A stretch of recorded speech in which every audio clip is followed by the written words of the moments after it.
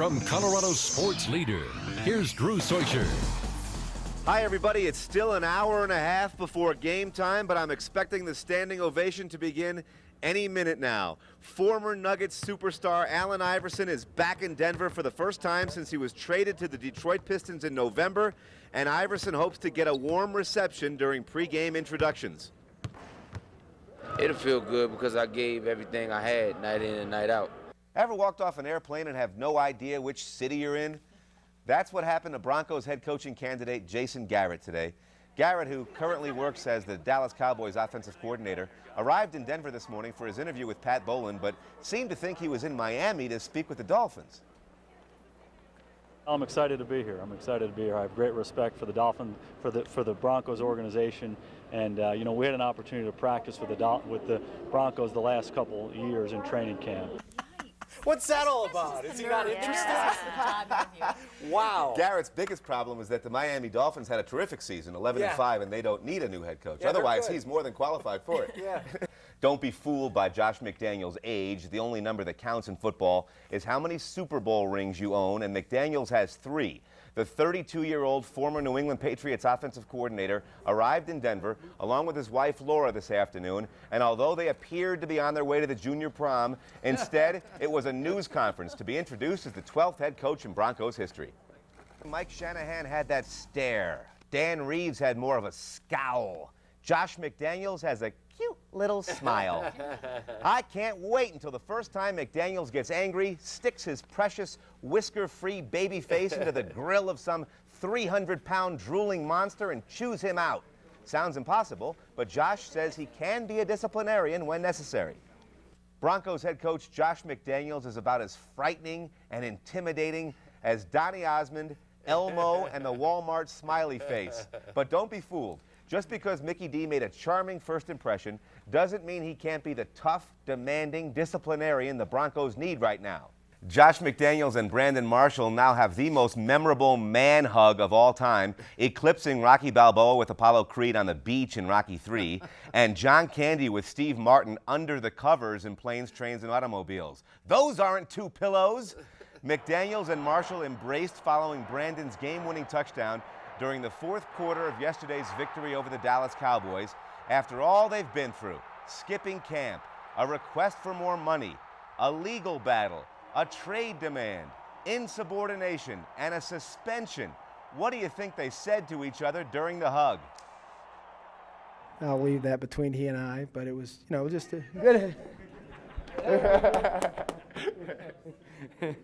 I'm not going to tell him, so don't you. Usually, if you want to see a cycle, you go to the laundromat, not the ballpark. But Rockies star Troy Tulowitzki hit a normal, gentle, delicate, and permanent press last night. Tulowitzki hit for the cycle during Colorado's victory over the Chicago Cubs. He belted a home run in the very first inning, almost homered again in the second. Would have been a grand slam, in fact, but Troy's towering blast was so high that it cleared the left field pole, and the umpires ruled it a foul ball. No big deal. Tulo just waited for the very next pitch and delivered a 2-run single. It wasn't until he stroked a 4th-inning double that anybody started to think Tulowitzki might actually get one of each kind of base hit, but it still was a long shot since the most difficult and rare of the 4, a triple, was still waiting to be checked off. Until, that is, Tulo decides to take an extra base in the 7th. The throw, the relay gets away, and he's in safely. Single, double, triple, homer. First Rockies cycle in 9 years. Hey, if the Rockies wore the same uniform number every day, they'd win the World Series. Every player in the major leagues wore 42 to celebrate the anniversary of Jackie Robinson breaking the color barrier. Rocks beat the Cubs. Number 42, Jason Marquis, strikes out number 42, Derek Lee. And number 42, Chris Iannetta, throws out number 42, Kosuke Fukudome. Then number 42, Marquis, hits one off number 42, Rich Harden. That number 42, Reed Johnson, can't handle. Roccos win 5-2. Oh, that would have been way cooler if it was 4-2. Front row seats are not always the best. First learned that when my wife got blood splattered in her drink at a boxing match. And was reminded of it this weekend when NASCAR driver Carl Edwards sailed upside down into the front stretch fence at the Talladega Superspeedway. 7 spectators were injured by flying debris. Only 1 remains hospitalized, thank goodness, with a broken jaw. Front row's no good at the movie theater, Shamu show at SeaWorld. Science class. Los Angeles Dodgers superstar Manny Ramirez can't use his silly Manny being Manny excuse anymore. Just like Danny Bonaducci can't use Danny being Danny, and Little Orphan Annie can't use Annie being Annie. Ramirez was suspended for 50 games today after testing positive for a banned substance, reportedly artificial testosterone plus the female fertility drug HCG. It's Manny being cheater. Heavy D, that's the name of the greatest rapper of all time. That's fact, not my opinion. And it's also how the Nuggets won tonight's game. Heavy D, as in defense. Nuggets collected one of their most impressive victories of the season on the road, beating the New Orleans Hornets, the team they currently are positioned to face in the opening round of the playoffs. Everybody played fabulously aggressive, smothering basketball. Nuggies win 101-88 with Heavy D, the overweight lover MC. Nuggets extended their winning streak to 8 tonight. They beat the last place Oklahoma City Thunder. Game was awful, but at least they had my favorite halftime show. The Rubber Man emerged from an 18-inch by 18-inch glass box. Carmelo Anthony led all scorers with 31 points. The Rubber Man really is an amazing individual. So incredibly flexible that he can squeeze his entire body through a standard-sized toilet seat. If Rubber Man were a basketball player, he'd be Chris Anderson, all arms and legs. But he's more superhero than athlete, and we should just consider ourselves blessed that Denver, Colorado received his personal rubber stamp. Nuggies win again, this time 122-112. All together now, everybody say bye-bye. Bye-bye. Bye-bye. Nuggets star Carmelo Anthony set a new personal best for single-game scoring tonight. 50. Nuggets beat the New York Knicks in Lower Downtown. Anthony made 17 of his 28 field goal attempts, 1 3-pointer, plus 15 free throws. Add them all up, and you've got a nifty 50. Melo's previous best was 49. It's the 9th time in franchise history a player scored 50 or more. Nuggies win 128-125. From Colorado's sports leader, here's Drew Soicher. Hi, everybody. If every hockey game was broadcast in black and white, the Avalanche would go undefeated and win the Stanley Cup. On the game, let's get you upstairs to the two guys with the call. That's Mike Haynes and Peter McNabb. It feels good, boys. Somebody over at the Altitude Television Network had a fantastic idea. They carried the second period of tonight's game with Montreal in black and white in honor of the Canadiens' 100th anniversary. Avs scored the only goal during that segment. Unfortunately, the rest of the game is being carried in full color, and the Avies aren't very good in burgundy and blue anymore. They trail 2-1 with about 6 minutes remaining. Hey, if Nuggets guard J.R. Smith starred in a TV sitcom, the show's title would be My Name Isn't Earl. Smith announced yesterday that he wants a fresh start and would like to go by his given name, Earl Smith III. But then, just a few hours later, Smith decided the switch was causing too much confusion and decided to change it back to JR, which is simply a nickname he got as a kid because he was a junior. And besides, he plays much better as JR. He only made 1 basket last night as his debut as Earl. Oh, well, there you are. Well, my name isn't Earl, it's anymore. JR. The Nuggets Western Conference Finals series with the Lakers is exciting, thrilling, amazing, and nothing compared to what's going on back east. Game 2 between the Cavaliers and Magic tonight. Hedo Turkoglu gives Orlando a 2-point lead with only 1 second remaining. Just enough time for the Cavs to try a buzzer beater. Gets it to LeBron for 3 for the win. Yeah! LeBron James at the buzzer. That's what I'm talking about. Cavs win the game 96-95 and even the series at 1 apiece. Wow. Don't expect Chauncey Billups to try that Harlem Globetrotters play again later in the playoffs. It only works about once every 15 years or so. Billups got creative at the very end of the first half when he tossed the ball off Kobe Bryant's back and to himself for an easy layup. And he banks it in. It's a trick he learned from a former George Washington High School star who did the same exact thing in the 1994 Colorado State Championship. The kid's name was Chauncey Billups. The last time I did that, I think I was in high school and I dunked it. But that tells you where my athleticism went. But it was just a play. I looked for Melo first on a quick slip. He wasn't there. Cole was looking for Melo to come off. He looked like he was ready to switch it off, and he was turned his back to me the whole time. So my read was if I could throw it off his back and still get the layup, you know, and I seen Gasol's back was to me as well, so I figured I was just hoping he didn't move, you know, and I could throw it and still pick it up and lay it in. But it's just an instinct play, man, that worked. Bryant had to be at least a little embarrassed, but he's too cool to admit it. It's playoff basketball. You know, there's really no such thing as letting one get away, or, you know, a win is a win, period. And they came here, did what they had to do. They have home court advantage now. Now it's time to go to Denver and see if we can't do the same. Funny thing is, Billups has led the Nuggets to within 7 victories of the NBA championship with a very simple, conservative approach to the game. That play was fantastic, but not really Chauncey's style. Here's Drew Soicher. Hi, everybody. This just in. Loveland's Jeremy Bloom is retiring from competitive skiing and won't participate in the 2010 Olympics. One of the most decorated freestyle skiers in United States history, Bloom has decided to forego training and competition to concentrate on his broadcasting, business, and philanthropy endeavors full-time. Jeremy won 2 overall World Cup titles and had a pair of top 10 finishes at the last 2 Winter Games. Here's Drew Soicher. Hi, everybody. The following conversation was repeated over and over again all around Colorado today. Hey, did you hear the Avalanche hired Joe Sacco as the new head coach? Joe Sakic? Wow, that's awesome. No, Joe Sacco.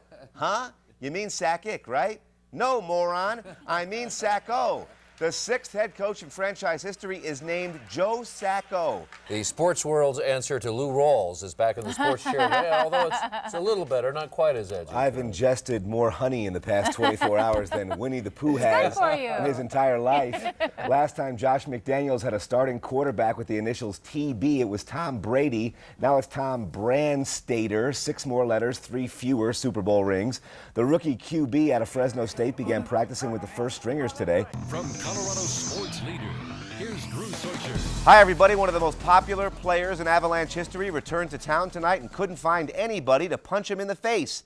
Fan favorite Ian LaPerriere plays for the Philadelphia Flyers now. He tried to convince one of his closest friends, Cody McLeod, to fight him, but McLeod refused, and they each spent the next 2 minutes in the penalty box laughing. Chicago Bears quarterback Jay Cutler is more handsome than you think. Cutler, who rarely paid any attention to personal hygiene during the 3 years he lived in Denver, is featured in Chicago's popular Michigan Avenue magazine this month. Cutty combed his hair, brushed his teeth, and looks absolutely fantastic in his designer clothing. The article describes Jay as a cross between Tom Brady and a Baldwin brother. Jay was kind of a zhlub when he was in Denver. Zhlub is a Yiddish word my mother used to use all the time. I thought my brother's name was Zhlub for the first 15 years of his life because it's all my mother ever called him. If everybody's future was determined by what they doodled while daydreaming in elementary school, I would have grown up to be Captain America. But that's not normally how it works, you see. Unless you're Matt Duchene, who spent his childhood in Ontario, Canada, doodling the logo of his favorite hockey team, the Colorado Avalanche, and today was introduced as the Avs' top draft pick. Any male child born in the past 10 years or the next 10 has absolutely no chance of ever winning a golf tournament in his lifetime. That's because Tiger Woods' wife, Elin, gave birth to a baby boy this weekend. The family hasn't released an actual photograph yet, so we're forced to speculate on the appearance of little Charlie Axel. He was born on Sunday when Daddy always wears red, so there's a pretty good chance Charlie's dressed in a bright red onesie with a big Nike swoosh. Yeah, right. That's 2 kids now for Tiger. His daughter, Sam, is 20 months old. Ain't he cute? Yeah, you drew that up yourself, Look, clearly. Charlie already has his very own little bobblehead doll right next to his daddy, right there. Yeah, Charlie's the little one. Yeah, right, exactly. Pop quiz, time for tonight's true or false question. Oh, say, can you see by the dawn's early light? True or false, Academy Award winner Jennifer Hudson, who delivered one of the most magnificent renditions of the national anthem in Super Bowl history tonight, was lip-syncing. True or false, Hudson's 2-minute and 13-second Star Spangled Banner was absolutely flawless, unless you consider the fact it was pre-recorded.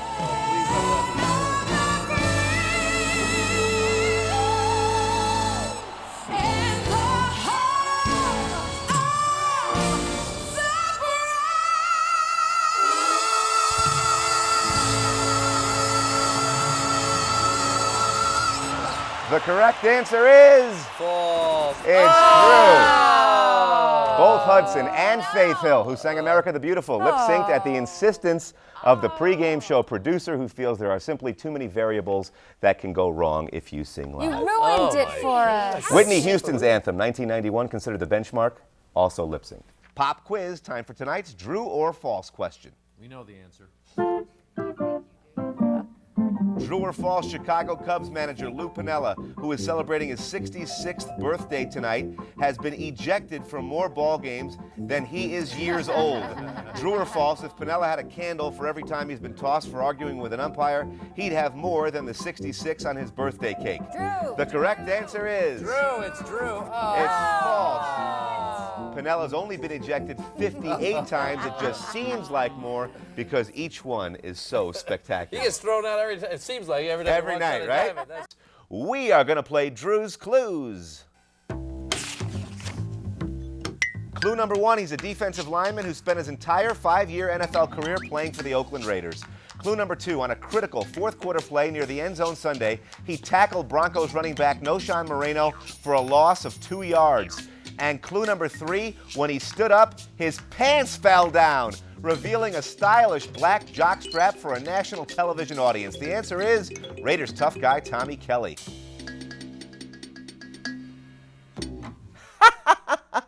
How embarrassing. We are going to play Drew's Clues.